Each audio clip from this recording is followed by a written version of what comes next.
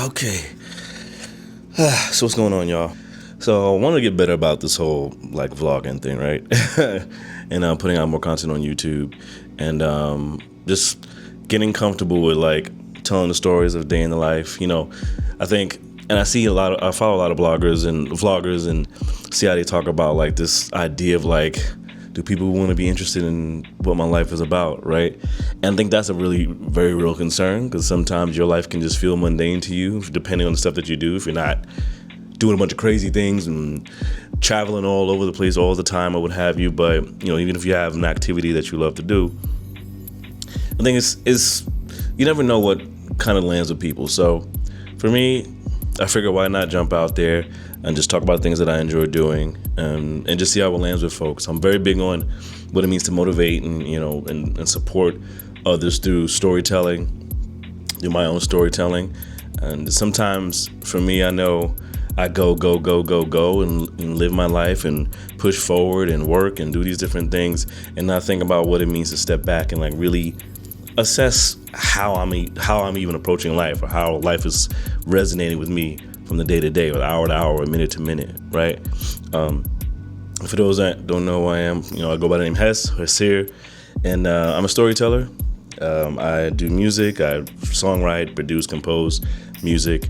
I'm all around creative. I started with visual creation, from illustrating to graphic design, photography. It's been a majority of my life.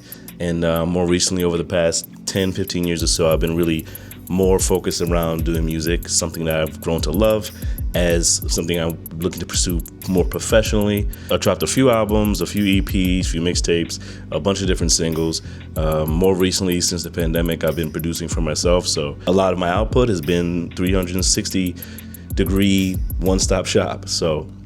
But I have worked with different people over the years to help create in the vision of how I want to put forth the music I want to put forth, which is mostly hip hop, a little bit of pop, soul, alternative, electronic, things like that. So I'm very much a creative who loves to explore and experiment with different things, and how far I can reach my hand out to express myself, how far I can reach my hand out to share the messages I want to share, which was very human-centered messaging. Very much how can we work every day, step by step, to be better versions of ourselves, to be better humans to other people and to ourselves, and hopefully build a better world in the process, right? They say, we always get caught up in, I'm one person, I can't change the world, or what have you, but it's not about taking on a grandiose task of changing the world, but how can you just work to be better about what you're doing from day to day, to leave the breadcrumbs to help build out those around you over time. Maybe it'll be in this lifetime, maybe not, who knows, but knowing what you're doing is transforming your life, and hopefully the lives of those around you for the better. And then that's just how I live. So I love to make sure that my artwork expresses that as well, whether that's the music, whether that's photography, whether that's design, and then the spaces I align my work to. I've been in nonprofit space for about 10 years, particularly doing communications for about the past 7 years. And with that being a dedication to the work, social justice work, and a lot of healing work as well. So I like to make sure that my work is a healing conduit. So that's just a little bit about me, and I can always expand more as these vlogs come out and figure their way out into the world. But I just wanted to give at least that little bit around where I'm coming from with this vlog, and what my intentions are, and just who I am as a person. Again, 15-year creative professional that's just looking to tell more stories. Perhaps even one day do some filmmaking. Who knows? So looking at vlogging is kind of like an entryway to that. So I'm just testing the waters, seeing how it works, and seeing where it takes me in the storytelling journey, right? And what it means to leave a legacy. I'm big on leaving a legacy. For me, that's like always been like I'm an only child. So I grew up with this idea of like, in the beginning it was like, how do I leave the legacy of my family? But maybe that's not kids or what have you, but really what does that look like, and how I impress upon the rest of the world around me, and what do I leave behind? What do I leave behind in the world? How do I leave this earth when that time comes, when it's all said and done? how do I leave it better than I found it? So for me, that's always been through art, and that's always been through creating things and getting my hands on something. And if I sound a little stuffy, it's my recent trip. I don't know. I think I caught something. So, saying that, yeah. So one of the things that I guess I could talk about in the immediate, I just went in speaking of my legacy, speaking of my family. I went to New York this past weekend. I'm currently based in Philly, born and raised in Brooklyn, New York. Lived in New Jersey for 5 years or so, and I've been in Philly for the past 2 years. Watching this is 2026, January. So, but I've currently been, or probably February, depending on when I put this out. But every now and again, I still have family left, being my uncle, who's my mother's brother, who lives in New York. My mother passed away in 2006. And I grew up with my mother. I didn't grow up with my father. But for what I know, he passed away, probably I think a little bit before that or after that time. So, and my grandmother passed away during COVID, at the height of COVID. So, really, it's been pretty much just us as far as my immediate family is concerned, and who I grew up with. So I try to make sure I stay present with him and maintain that bond. He's in his 60s, and he's, over time, health is taking its toll. So I just want to make sure I can be there for him as much as possible. And for me, that's very much a choosing in conversation, right? Whether it's with him or relationships in general, like with anyone. As someone who's a self-proclaimed introvert, who may not always call all the time, may not always text all the time, loves texting as a means of communication. So may not always be ready to jump in the crowd all the time. So a lot of it as I've gotten older. If you see a previous video, I mentioned I've turned 40 recently. So I've learned that I'm walking through this door of 40 to how can I take on certain habits and leave certain habits behind that would help me get closer to that goal of the better human, right? And that's an ongoing goal. I say goal, but it's really a journey until, I'll leave this earth, right? So it's a journey of being a better human every day. What are those little pieces I can pick up along the way, and the things I can drop behind that are no longer serving me to help me get along that journey to the better human thing? So at least one of those things is to be more present with my uncle and be more present with how we get to hang out. It's been a while since I've seen him. Last time I saw him was summer 2020. All the years feel weird getting older. 2025, summer 2025, last summer was the last time I saw him. And though we don't speak on the phone often, I wanted to make sure, I'll stop by and say what's up. I had a friend of mine has had a show the other night in the evening, so I figured why not go to New York in the daytime and then go talk with my uncle, check in with him, see how he's doing, and have conversations with him and just have lunch and just kind of touch base. What up? So decided to take a trip out back to New York City. I mean, I take my trips regularly to New York City, so tonight one of the bros having a show, so I figured I'd come out. And I haven't seen my uncle in a while, so I figured I'd come out and say what's up to him, check in on him, see how he's doing. His health hasn't been the best, so I'm trying to be more present and connecting with him and staying in tune with what's going on with him, especially since he's like the last bit of like my immediate family that's still around. So just trying to stay present with him and see what's going on with the goings-ons with him. So I'm gonna go have like a little lunch or late breakfast with him, and then just kind of peruse about the day. I'm staying overnight, so I have some hotel vlogging I can do, whatever the case may be. So we'll see.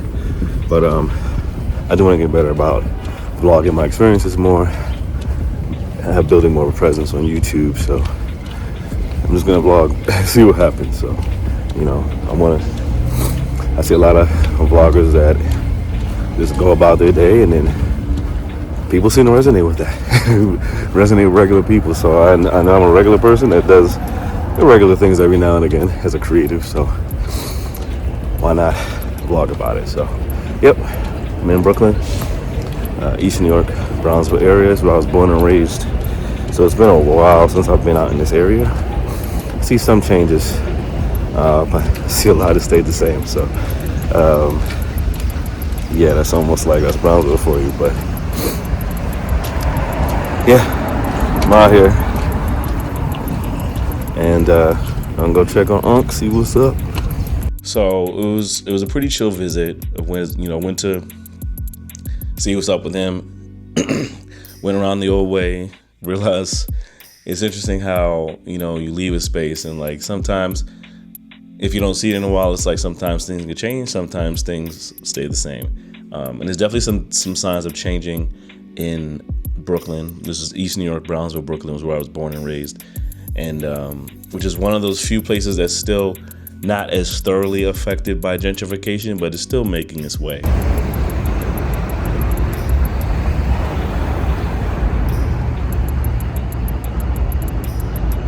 I have no clue what this structure is over here.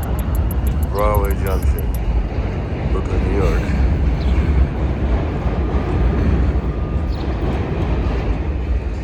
Brownsville, East New York area, one of the last few places to get gentrified or upgraded or whatever you want to call it. So this is interesting. I honestly can't even remember what was here, but some other Gaston, Glenmore, these new big buildings all around. So slowly but surely, trying to build stuff up. Now is it for the people? It's another story. I think it was a park here actually. Now that I think about it. Yeah.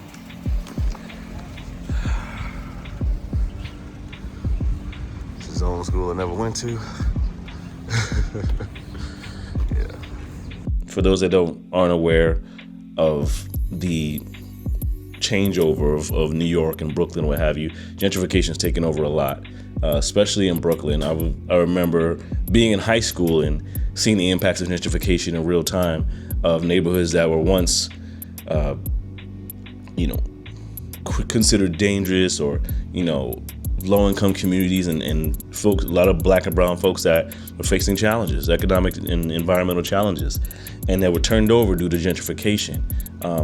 And while people can argue that, oh, well, gentrification, that's like beautification, that's like making neighborhood better. And you want to believe that, right? But really it's neighborhoods being made better than they are for other people to move in and to displace the people that are already there. No interest in making it necessarily better for them, because better for them would be, are we building cleaner streets? Are we building more better educational systems? Are we building better support systems, security systems, things like that to support folks that are living there, and maybe for those that aren't aware, help them better understand the beautification that's happening, and that this is a reformation to support them, right? And to grow and evolve the community in a certain type of way. But that's not what gentrification does, to look at it in reality sense. But I digress, because that's a whole other story I could talk about forever. But it was going through the old neighborhood and just seeing there's a huge, what looks like to be a marketplace, like a big commercial real estate building by one of the main hubs out in Brownsville that I've never seen before. And it looks and just those things that, again, you would imagine you want to feel excited about, but I don't. You know what I mean? Because I know what it means for those that are in the community, right? And really, it's about how do folks in the community get a better standing versus being left behind. So I noticed there's these pockets of things that are changing, but a lot of stuff that has not changed, that gets to change. So sometimes it's tough and is a little bittersweet, because I know of the memories I've had growing up, but just in spite of the conditions, but also the conditions. So it was interesting to walk through the old neighborhood. I love to walk, so I just walk through as if I was still living there, which is how I've always operated. I'm like, anywhere I walk is going to be my home and where I live. So I refuse to walk in any type of fear or weirdness about the location I'm in, unless it's like suburbs. But So I went to go visit him. We had lunch. We talked. Certain things with medical challenges are hopefully getting better as far as like financial support around them, and which is good. Looking at the current state of America and healthcare, like all these different things that are becoming major superfluous challenges. From the care that he's needed for some time, it seems like it's finally turning around. So I'm hopeful for that. And just, reminiscing about old times and family, and then looking back at my mother and like, grandmother, and just like, and then, talking about current things going on myself, and like, my current journey, which is, currently transitioning within the, within my job field right now. Looking at myself of like, am I jumping into a new position, or am I looking to dive deeper into the grind of like, how do I build out my music? How do I build out this career for myself, and building off a passion, something that I love, that's far more than a hobby. So I'm in that bit of a transitional phase of thinking, of exploration, and of evolution. And again, going back to this channel, I'm looking forward to utilizing the channel as a means to explore that and share that with you all. Because I know I've known by observation of conversations online that's something that people think about. Like, what are these little talents that I have that I haven't explored that maybe I can take to the next level, that maybe I can be courageous enough to do that. So that's where I'm at right now.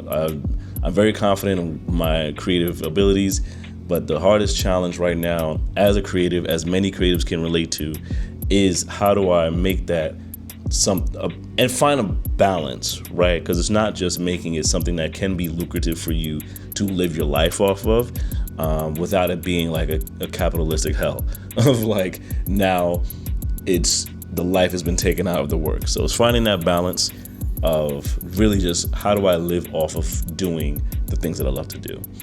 So it's been an ongoing conversation, and it's getting very much deeper and deeper the older I'm getting. And not out of a fear of getting old, but just like it's honing it at the older I get. The more that I do it, the more that I'm honing it, the greater it becomes, the more fluid it becomes, and fluent I become in it.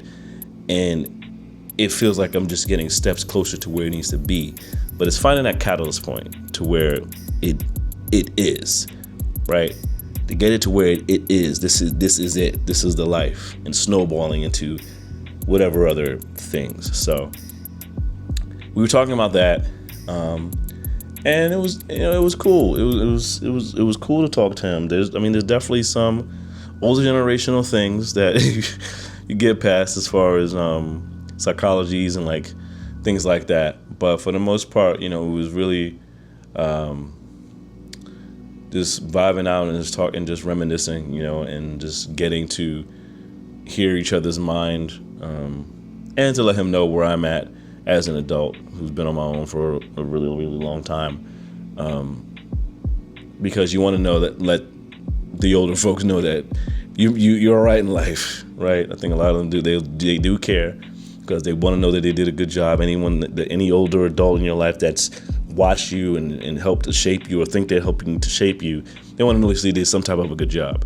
So while he wasn't directly involved in that, he was there as a support, and he always, appreciated the person that I am. You know what I mean? So it was good just talking to him and like, checking in with him. I do wish he was in better health, because I don't subscribe to like you're getting older, so you must be broken down. I think that's something that's been of the older guard of the generations, of the boomers and the older generations, where now generations like myself, millennials and Gen Z, are seeing health in a different type of way, and seeing you don't have to do the old things, or you don't have to worry about being old means you can't do certain things, right? Especially looking at more older folks, 40s and 50s and 60s, that are looking great. You know what I mean? Those that are defying it, those that are learning in real time, meaning the older generation that are learning, I can still have a handle on my health. What society has told me is not true. And age is a number, and old is a mindset, right? So I think this one of those things in talking with my uncle was learning that, it's part of that guard that's kind of like, unfortunately, somewhat succumbed to the old being a mindset type of he's part of the guard that's become sort of succumbed to doing all the things early but not taking care of yourself in the proper way to live a more sustained life getting older. Because I know for me, I want to be in my 80s being able to do parkour. Okay, maybe not parkour, but I want to have strength. I want to have all the mobility. I want to have all my teeth. I want to have all my muscles and all the different things that help me push forward as a person. So it was a cool time. And then after leaving my uncle, I went out to the city, went to a cafe, did some reflecting, and did some, applications and things like that, looking into, like, again, the next phase of my job journey, career journey, and strategizing, right? Until my homeboy show, which was later that night, and one of the coolest venues in New York City, which is Arlene's Grocery. Shout out to my man Elliot Bless. Put on an amazing show, and I got to see some other artists I've never seen before that were really dope. Bobbing and weaving on the show when the payment is appeasing. Don't tell me what they've been receiving. That's the fastest way I can believe in. Might air you out and deep breathing. Wait, let me cook, don't need seasoning. Gotta turn the heads like who wheezing. Yo, tomorrow cancel my meetings. Hate those looking at tomorrow like watch. You thought today was lit. Last year was nothing but humble. I learned to take a shit. Now I'm comfortable in my pocket when others duck and split. I spent my life being humble. Now I'm dumping clips. You bumped your head and fell in your bless. Ain't on your list. Don't give a fuck who in the room. My presence always bloom. I'm dead nice like I'm hugging in the tomb. Knew my destiny since a youngin' in the womb. Made a couple pit stops. Now the greatness we resume. I'll never quit. I'll never You gotta say it like you mean it though. I'll never quit. I'll never quit. Trying to show the real world what it take on. You know how that go. Thank you guys. I'm done waiting at the door. Got some shaking on tour. Got a freak with me now. Freak when he needed more. There ain't no need to lie at this stage in the game. And it was good to see my boy perform. The last time I saw him perform was when I had performed on a bill with him in 2019, and we actually made connection over TikTok over time, and just kind of built that up. So and I haven't been to a show in a long time. The last time I performed was 2023 in New York City, and I've been aching to perform as well. I have missed the stage. I used to perform a lot since between 2012 to 2019, or actually right before the pandemic. My last show was literally that February of 2020, which is a show I put on, which was great. It was really fun, packed house, and that was great. And then I did a couple performances tidbit here and there between 2020 and 2023. But I can honestly say, after watching that show, being in the space, being in the energy, and also going to another show the next night, which was Friday. So this show was on Thursday when I came in, stayed overnight, and then I went to a show on Friday night. I was invited by my boy Descendant, shouts out to him, to go check out in Harlem. Start to feel myself, start to keep my head up, just bless up and focus, going through the motions, spit a couple notes in, causing mass commotion, the verses got them open, it's building up my open, fluttering with devotion, cause I'm among the chosen, it's broken, if you really think I'll let you hate through, I'll name you in the verse and make your own people hate you. Before we left country, we stayed at this day. Yo, road wasn't built to the day. Me and her off the door, watch me build this bouquet. My pretty Lily, dropping kiss up on the nose. Even with the noise, got me gripping on the road. Please don't take away those two lips. Let's season the flow as we move next. Yo, what would you say, sis? And that was really cool. It was very like a house, arts house type of thing. So it was intimate. There was a lot of people there. It was a packed house as well. And, they had the open mics, and they had the featured artists. And that energy was something that I remember from when I was starting out 2012, 2013, 2014, performing all around New York City and getting that energy, that vibe from the crowd and things like that. It was all coming back to me being in that space. So it was really cool and I missed it. So after those type of things, and I've been thinking about it lately too, like 2026, I want to get back on the stage. So, mark my words, I'm gonna get on something. I'm gonna at least one stage this year. I'm leaving here with something. You know what I mean? I'm from around the way. I'm leaving with something. So we'll see what happens. Fingers crossed. Faith at work, and gonna put the work in.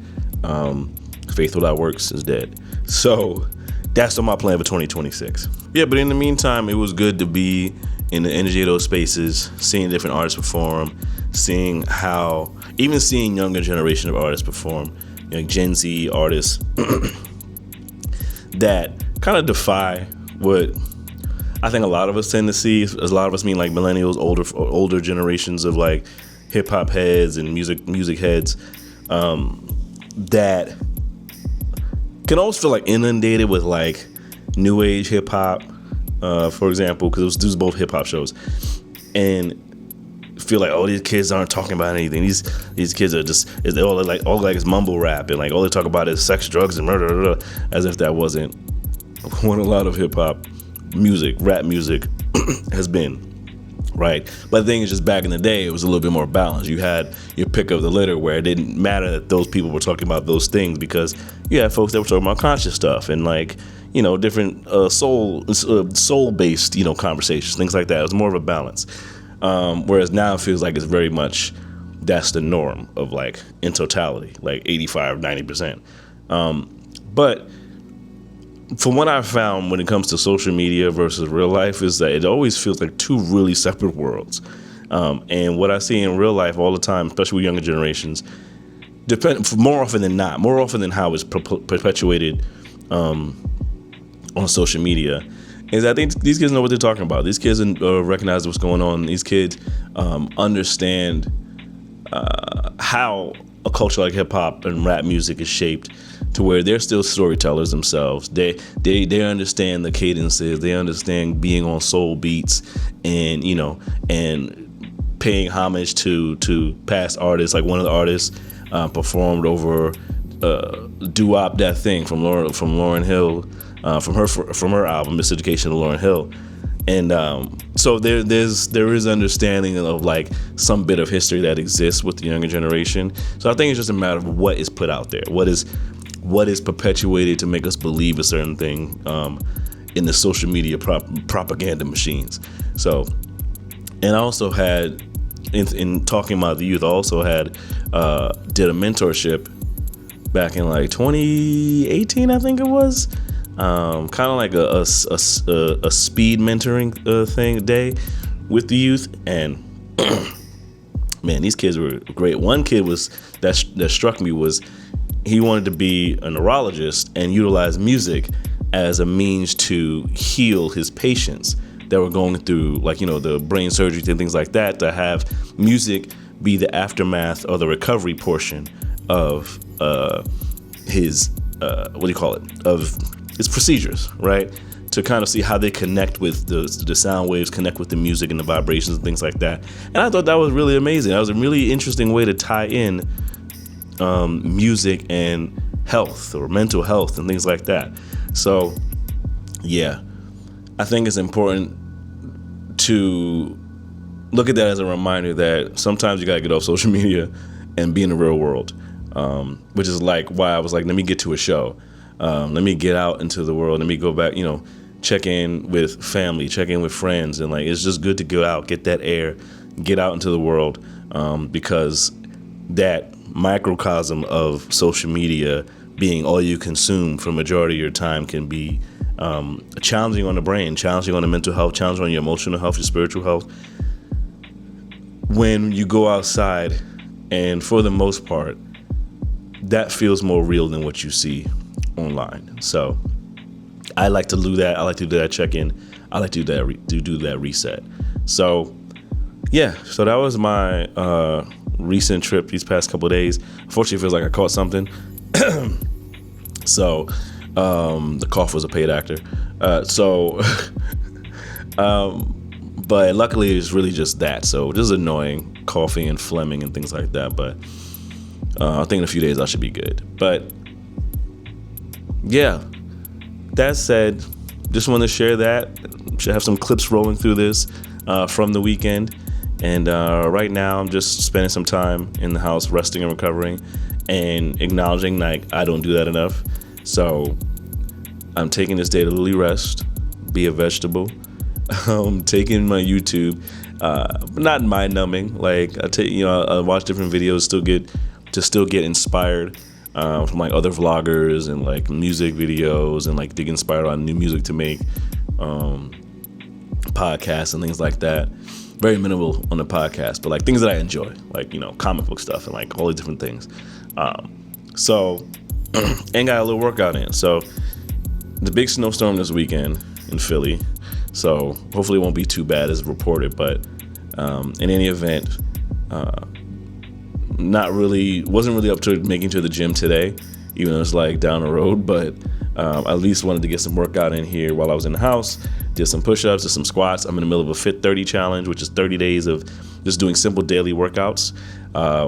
So I knocked, and as far as the numbers on those workouts, I had to knock out 3 days since I was in New York and didn't really have any space to like do those workouts in the way that I would need to, other than walks. So the workouts are like 1 mile, at least 1 mile, whether it's a walk or it's a run, 20 push-ups, 20 squats, and 5 pull-ups. So pull-ups are usually the hardest thing to pull off because it's not many things I can do pull-ups on.